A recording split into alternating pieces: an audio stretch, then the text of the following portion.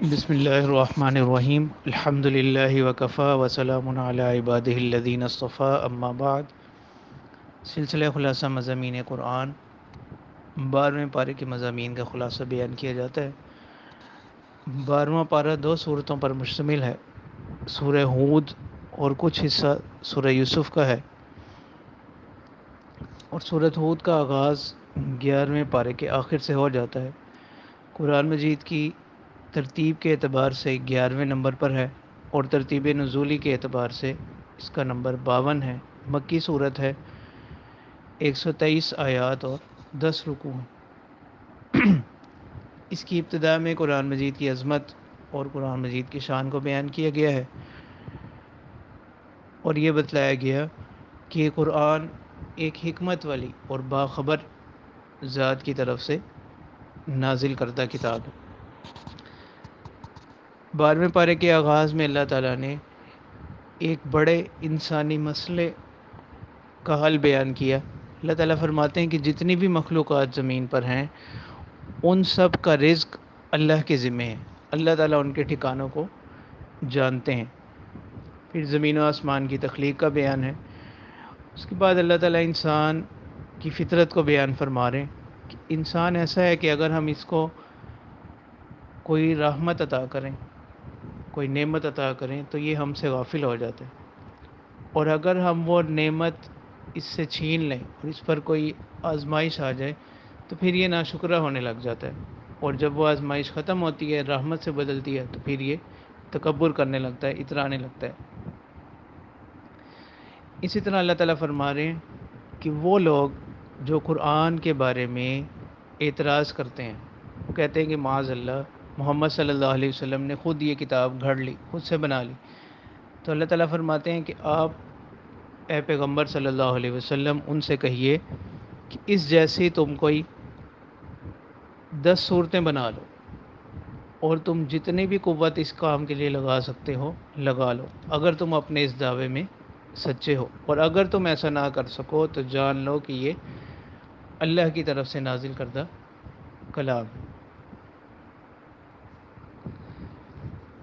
پھر اللہ تعالیٰ نے 2 انسانی گروہوں کو بیان کیا۔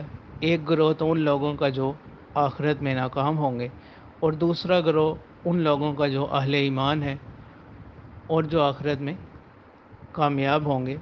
تو اللہ تعالیٰ فرماتے ہیں کہ ان کی مثال ایسے ہی ہے جیسا کہ سننے والا اور بہرا، اور دیکھنے والا اور نابینا۔ آگے اس صورت میں پھر انبیاء کے قصے بیان کیے جاتے ہیں۔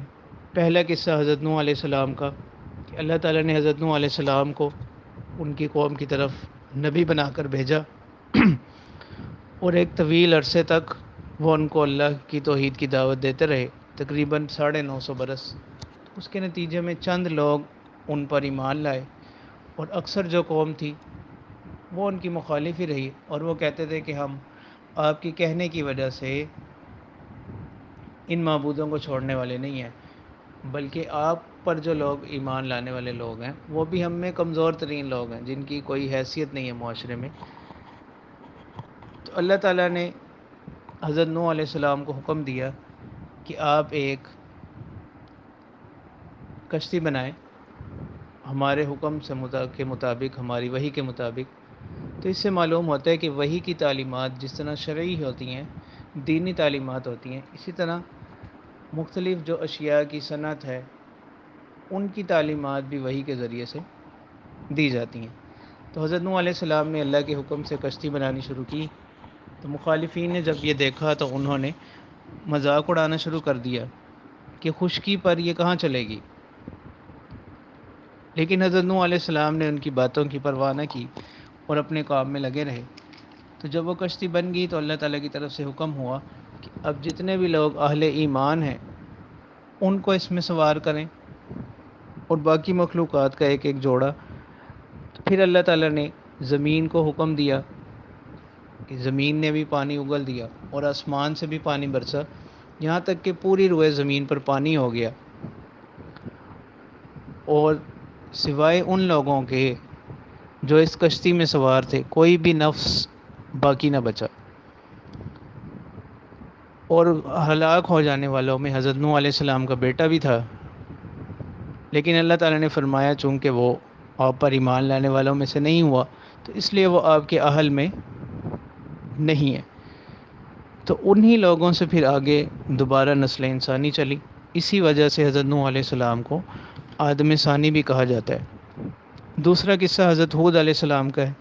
ان کو قوم عاد کی طرف بھیجا گیا۔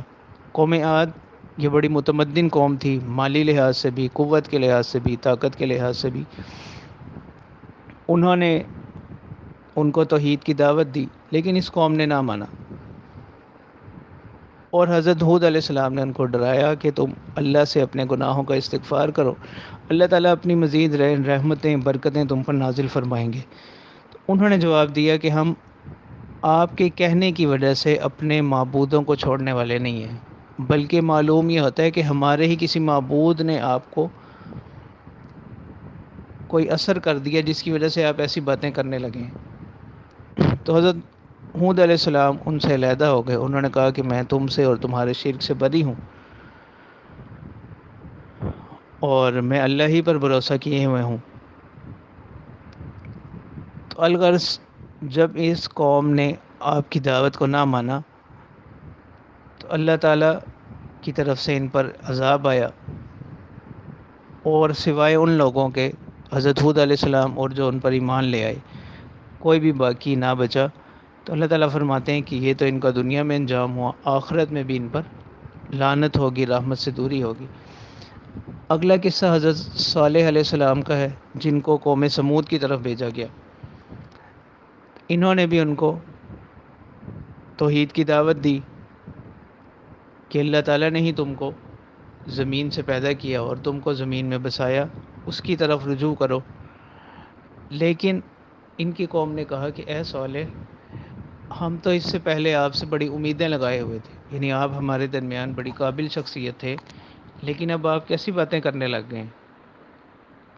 تو حضرت صالح علیہ السلام نے جواب دیا کہ اگر اللہ تعالیٰ کی طرف سے میں ایک واضح نشانی پر ہوں، تم بتاؤ کہ اگر اللہ کی طرف سے نافرمانی کی صورت میں مجھ پر عذاب آ جائے معاذ اللہ، تو کون مجھے بچانے والا ہوگا؟ تو ان کی قوم نے ان سے معجزے کا مطالبہ کیا۔ تو انہوں نے ایک پہاڑی سے ایک اونٹنی جو کہ حاملہ تھی وہ نکل آئی۔ تو حضرت صالح علیہ السلام نے اپنی قوم کو بتلایا کہ دیکھو یہ اللہ کی خاص نشانی ہے، اس کو کسی بھی قسم کی تکلیف مت پہنچانا۔ لیکن ان لوگوں نے اس اونٹنی کو ہلاک کر دیا۔ تو اب اللہ کی طرف سے ان پر عذاب آیا، اور ایک چیخ نے ان کو پکڑا جس کی وجہ سے یہ سارے لوگ ہلاک ہو گئے۔ اسی طرح ان فرشتوں کا ذکر آگے کیا جاتا ہے جو حضرت ابراہیم علیہ السلام کے پاس گئے اور انہوں نے ان کو بشارت دی حضرت اسحاق علیہ السلام کی اور حضرت یعقوب علیہ السلام کی۔ ان کو تعجب ہوا، ان کی بیوی کو بھی اور ان کو بھی، کہ اس عمر میں بیٹا کیسے ہو سکتا ہے؟ تو انہوں نے فرمایا کہ یہ اللہ کا کام ہے، آپ اللہ کی رحمت سے مایوس نہ ہوں، اس پر تعجب نہ کریں۔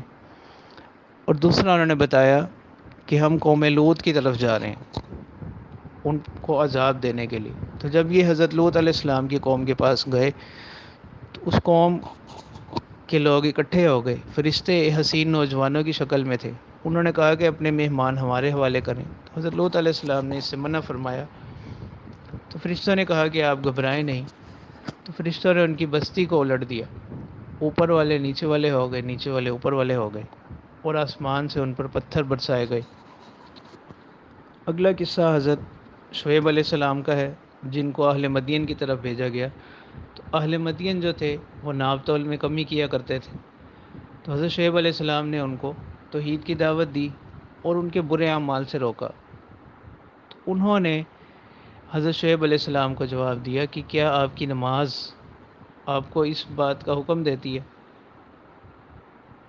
کہ آپ چھوڑیں ان چیزوں کو کہ جن کی ہمارے آباء عبادت کیا کرتے تھے، پرستش کیا کرتے تھے، یا ہم اپنے معاملات میں اپنے مالوں میں جیسے چاہیں تصرف کریں؟ یعنی انہوں نے دین کو صرف عبادت تک محدود رکھا۔ اس سے بھی معلوم ہوتا ہے کہ دین صرف عبادات کے مجموعے کا نام نہیں ہے، بلکہ دین کا تعلق زندگی کے تمام معاملات کے ساتھ۔ اسی چیز کو حضرت شعیب علیہ السلام نے اپنی قوم پر واضح کرنا چاہا، لیکن جب وہ لوگ نہ مانے تو اللہ کی طرف سے ان پر عذاب آیا، اور ایک چیخ نے، ایک چنگاڑ، فرشتے کی چنگاڑ نے ان سب کو ہلاک کر دیا۔ اس آواز سے وہ ہلاک ہو گئے، گویا کہ وہ تھے ہی نہیں، ایسے ہو گئے۔ اگلا قصہ حضرت موسیٰ علیہ السلام کا بیان کیا جاتا ہے کہ ان کو ہم نے بھیجا فرعون اور اس کے سرداروں کی طرف، اور فرعون کے معاملات ٹھیک نہیں تھے۔ اب اللہ تعالیٰ فرما رہے ہیں کہ اے پیغمبر، یہ جتنے بھی تمام قصے ہم آپ کے سامنے بیان کر رہے ہیں، ان بستیوں میں سے کچھ تو وہ ہیں جو قائم ہیں ابھی بھی، کہ سفروں میں ان کے کچھ نشانات باقی ہیں، اور کچھ وہ ہیں جو بالکل صاف ہو گئی، ان کا صفایا ہو گیا۔ اور ان قصوں کا آپ کے ذریعے سے بتلانا یہ دلیل ہے اس بات کی کہ یہ علم آپ کو بذریعہ وحی حاصل ہوا۔ اب اللہ تعالیٰ فرما رہے ہیں کہ جو لوگ نیکوکار ہوں گے وہ جنت میں جائیں گے، اور جو برے کام کرنے والے لوگ ہوں گے وہ ہمیشہ کے لیے جہنم میں جائیں گے، اور ہر کسی کو اس کے اعمال کا بدلہ اللہ تعالیٰ پورا پورا دے دیں گے۔ تو لہٰذا اے پیغمبر صلی اللہ علیہ وسلم، آپ استقامت اختیار کریں۔ تو استقامت کا مفہوم یہی ہے، ثابت قدم رہنا، کسی کام پر جمے رہنا۔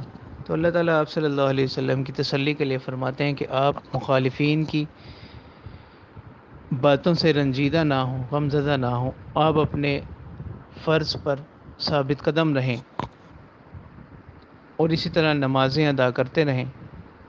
اور اللہ تعالیٰ ایک اہم اصول بیان فرماتے ہیں کہ اگر کوئی گناہ سرزد ہو جائیں اہل ایمان سے، تو اس کے بعد وہ نیکی کریں، وہ نیکی اس گناہ کے اثر کو مٹا دے گی۔ پھر اللہ تعالیٰ فرماتے ہیں کہ یہ جو اختلاف ہے کہ کوئی ہدایت پر ہے، کوئی گمراہ ہے، یہ بھی اللہ تعالیٰ کی مشیت سے ہے، اللہ کا ایک نظام ہے۔ البتہ بندوں کو اللہ تعالیٰ نے مکلف بنایا اسی چیز کا کہ وہ کیا کریں، اعمال کو بہتر کریں۔ اور اللہ تعالیٰ فرماتے ہیں کہ جو لوگ اب ان تمام باتوں کے باوجود بھی ایمان نہیں لاتے، تو آپ ان سے کہیں کہ تم انتظار کرو، ہم بھی انتظار کر رہے ہیں، اور اللہ ہی کے لیے ہے زمین و آسمان کی پوشیدہ چیزیں، اور تمام معاملات اسی کی طرف ہیں۔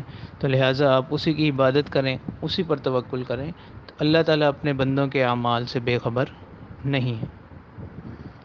دوسری صورت جو اس بارے میں ہے، سورۃ یوسف ہے، اور قرآن مجید کی ترتیب کے لحاظ سے 12ویں صورت ہے، اور نزولی اعتبار سے یہ 53ویں صورت ہے۔ مکی صورت ہے، اس میں 111 آیات اور 12 رکوع ہیں۔ تو یہ قرآن مجید کا واحد قصہ ہے جو اپنی تمام جزئیات کے ساتھ ایک ہی جگہ ترتیب کے ساتھ ذکر کیا گیا ہے۔ عام طور پر قرآن مجید میں قصے ضرورت کے تحت جہاں جتنا ضروری ہو اتنا بیان کر دیا جاتا ہے۔ یہ قصہ واحد ہے جو پورا ایک جگہ بیان کیا گیا، اور اس کے ہر حصے میں کوئی نہ کوئی سبق، عبرت، نصیحت کا پہلو موجود ہے۔ تو اس صورت کا آغاز اللہ تعالیٰ نے قرآن کے ذکر سے کیا، اور یہ بتلایا کہ ہم ایک بہترین قصہ آپ کے سامنے بیان کرنے والے ہیں، اور وہ قصہ حضرت یوسف علیہ السلام کا ہے، کہ کس طرح ہم نے حضرت یوسف علیہ السلام کو، جو حضرت یعقوب علیہ السلام کے بیٹے تھے، ان کے باقی بھائیوں سے ممتاز کیا، ان کو فضیلت بخشی، ان کو نبوت عطا کی۔ اسی وجہ سے وہ باقی بھائیوں کی نظروں میں کھٹکتے رہتے تھے، اپنے والد کے بھی زیادہ قریب تھے، تو وہ کسی نہ کسی طرح سے ان کو اپنے والد سے دور کرنا چاہتے تھے۔ تو انہوں نے ہیلے بہانے کیے، وہ ان کو اپنے ساتھ ایک سفر پر لے گئے۔ وہاں پر انہوں نے ان کو ایک کنویں میں ڈال دیا، تاریک کنویں میں، اور آ کر والد سے یہ کہا کہ ان کو بھیڑیا کھا گیا۔ تو وہاں سے یوسف علیہ السلام کو ایک قافلے نے نکالا، اور یہ مختلف غلاموں کی منڈیوں میں بکتے بکتے مصر تک پہنچ گئے۔ مصر کے گورنر نے ان کو خرید لیا، اور اس نے اپنی بیوی سے کہا کہ ہم اس کو اپنا بیٹا بنا کر رکھتے ہیں، اور یا یہ ممکن ہے ہمیں کوئی فائدہ پہنچا دے۔ تو یوسف علیہ السلام عزیز مصر کے پاس رہنے لگے، تو وہاں پر عزیز مصر کی جو بیوی تھی، انہوں نے ان کو گناہ کی طرف آمادہ کرنا چاہا، لیکن یوسف علیہ السلام نے وہاں سے فرار اختیار کیا۔ تو بند دروازے کھلتے گئے یہاں تک کہ سامنے عزیز مصر کو پا لیا۔ تو اس وقت جو بیوی تھی اس نے فوراً کہا کہ اس نے میرے ساتھ برائی کا ارادہ کیا۔ تو وہاں پر اللہ تعالیٰ نے ایک ایسا انتظام کیا کہ عزیز مصر کے خاندان میں سے ہی ایک چھوٹا بچہ جو بھی گود میں ہی تھا، اس نے گواہی دی کہ یوسف علیہ السلام جو ہے انہوں نے کسی گناہ کا ارادہ نہیں کیا، پاک دامن ہے۔ تو جب یہ بات کا چرچا ہو گیا تو مصر کی باقی عورتوں نے بھی اس کا تذکرہ کرنا شروع کر دیا۔ تو عزیز مصر کی جو بیوی تھی اس نے ایک دعوت کا اہتمام رکھا اور ان تمام عورتوں کو بلایا، ان کے ہاتھوں میں چھریاں پکڑا دیں اور یوسف علیہ السلام کو حکم دیا، کسی کام سے بلایا۔ تو جب وہ ان کے سامنے سے گزرے تو ان عورتوں نے وہ ایسی مبہوت ہوئیں کہ انہوں نے اپنی انگلیاں کاٹ لیں اور ان کو پتہ بھی نہ چلا۔ تو یوسف علیہ السلام نے اللہ سے دعا کی کہ اے پروردگار، قید اس چیز سے بہتر ہے جس چیز کی طرف یہ مجھے دعوت دے رہے ہیں، گناہ کی طرف۔ تو یوسف علیہ السلام کو قید میں ڈال دیا گیا، ایک طویل عرصہ تک وہ قید میں رہے۔ تو وہاں اپنے حسن سلوک کی وجہ سے باقی قیدیوں میں انہوں نے اپنا ایک مقام بنا لیا، باقی قیدی بھی ان سے متاثر تھے۔ تو ایک مرتبہ دو لوگ یوسف علیہ السلام کے پاس آئے، انہوں نے کہا کہ ہم نے ایک خواب دیکھا ہے، آپ ہمیں نیک معلوم ہوتے ہیں، ہمیں اس کی تعبیر بتلائیے۔ ایک نے کہا کہ میں تو خواب میں یہ دیکھتا ہوں کہ میں شراب نچوڑ رہا ہوں، اور دوسرے نے کہا کہ میں دیکھتا ہوں کہ میرے سر پر روٹی رکھی ہوئی ہے اور اس میں سے پرندے کھا رہے ہیں۔ تو یوسف علیہ السلام نے فرمایا کہ میں تمہیں اس کی تعبیر بتلاؤں گا، مگر اس سے پہلے یوسف علیہ السلام نے ان کو کچھ توحید کا درس دیا، اور پھر یوسف علیہ السلام نے بتلایا کہ جو ایک شخص ہے وہ تو بچ جائے گا اور وہ بادشاہ کو شراب پلایا کرے گا، اور دوسرا شخص جو ہے اس کو پھانسی دی جائے گی اور اس کے سر پر سے پرندے کھائیں گے۔ لیکن انہوں نے کسی کی تعیین نہیں کی تعبیر بتلاتے ہوئے، البتہ انہیں جس کے بارے میں گمان تھا کہ یہ بچ جائے گا، اس سے یوسف علیہ السلام نے فرمایا کہ تم بادشاہ کے پاس جا کر میرا ذکر کرنا، لیکن وہ بھی بھول گیا۔ تو ایسا ہوا کہ ایک مرتبہ جو بادشاہ تھا وہ کسی غرض سے بیٹھا ہوا تھا، تو اس نے کہا کہ میں نے ایک خواب دیکھا ہے کہ 7 موٹی گائیں ہیں اور 7 دبلی گائیں ان کو کھا رہی ہیں، اور میں نے 7 سرسبز خوشے دیکھے ہیں اور 7 خشک، تو تم مجھے اس کی تعبیر بتلاؤ۔ تو ان لوگوں نے، جیسا کہ عام طور پر طریقہ ہوتا ہے کہ جس چیز کے بارے میں انسان کو علم نہ ہو وہ پہلے اس کی نفی ہی کرتا ہے، تو انہوں نے کہا کہ یہ بس ایسی رسمی باتیں ہیں، اس کی کیا تعبیر ہوگی۔ تو پھر وہ شخص جو تھا، جب اس نے بات سنی، جو جیل سے رہا کر آیا تھا، تو اس کو یوسف علیہ السلام کی یاد آ گئی، تو وہ یوسف علیہ السلام کے پاس آیا، اس نے یوسف علیہ السلام کو خواب بتلایا۔ تو یوسف علیہ السلام نے بتلایا کہ اس کی تعبیر یہ ہے کہ 7 سال انتہائی فراوانی کے ہوں گے، پھر 7 سال قحط آئے گا، اور اس کے بعد پھر 1 سال ایسا آئے گا جس میں خوب بارشیں ہوں گی۔ تو جو 7 سال پہلے فراوانی کے ہوں گے اس میں صرف ضرورت کے بقدر غلہ استعمال کرو اور باقی غلہ خوشوں میں ہی رہنے دو تاکہ وہ خراب نہ ہو اور ذخیرہ رہے۔ تو اس نے آ کر بادشاہ کو بتلایا۔ بادشاہ نے کہا کہ اچھا، مجھے اس شخص سے ملواؤ۔ تو یوسف علیہ السلام کو جب بلایا گیا تو یوسف علیہ السلام نے کہا کہ میں تو نہیں آؤں گا، پہلے مجھے ان عورتوں کا حال بتلایا جائے جنہوں نے اپنی انگلیاں کاٹ لی تھی۔